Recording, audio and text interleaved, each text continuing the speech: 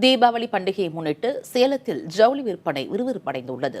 பண்டிகையை கொண்டாட தயாராகும் குடும்பத்தினர் ஆர்வத்துடன் ஜவுளி கடைகளில் படியெடுக்க தொடங்கியுள்ளனர்.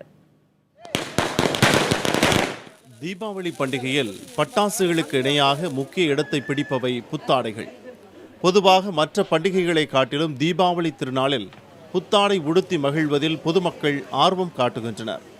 பண்டிகைக்கு இன்னும் சில நாட்களே உள்ள நிலையில் புத்தாடைகள் வாங்குவதற்கு சேலம் அக்ரஹாரம் பகுதியில் உள்ள துணிக்கடைகளில் மக்கள் கூட்டம் அலைமோதுகிறது.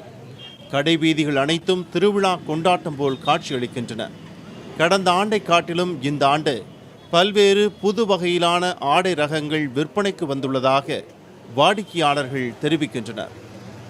தீபாவளினாவே ட்ரெஸ்ஸு தான் ரொம்ப சந்தோஷமான ஒரு விஷயமா இருக்குது. இங்கே வந்து ட்ரெஸ் வாங்குறது அப்படிங்கிறது ஸ்வீட்டும் ட்ரெஸ்ஸும் தான். ஃபஸ்ட்டு ட்ரெஸ்ஸு கலெக்ஷன் நல்லாயிருக்கு, ரேட் பரவாயில்ல, டிஃப்ரெண்ட்டான வெரைட்டிஸ் நிறையா இருக்குது. ரோட்டு கடையில் இருக்கிறதுக்கும் இதுக்கும் டிஃப்ரெண்ட் நிறையா இருக்குது. மெட்டீரியல் வித்தியாசம் இருக்குது. குவாலிட்டிக்காக தான் கடைக்கு வரோம்.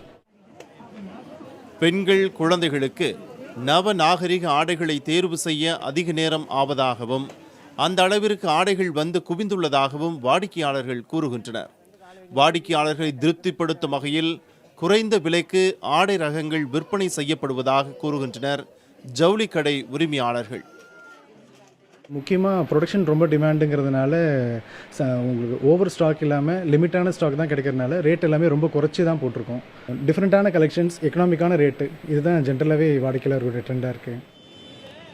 பண்டிகை கால அசம்பாவிதங்களை தவிர்ப்பதற்கு காவல்துறை தரப்பில் பல்வேறு நடவடிக்கைகள் எடுக்கப்பட்டுள்ளன. ஒட்டுமொத்தத்தில் தீபாவளி பண்டிகையை உற்சாகத்துடன் கொண்டாடுவதற்கு மக்கள் தயாராகி வருவதை ஜவுளி கடைகளில் காண முடிகிறது. புதிய தலைமுறைக்காக சேலத்திலிருந்து மோகன்ராஜ்.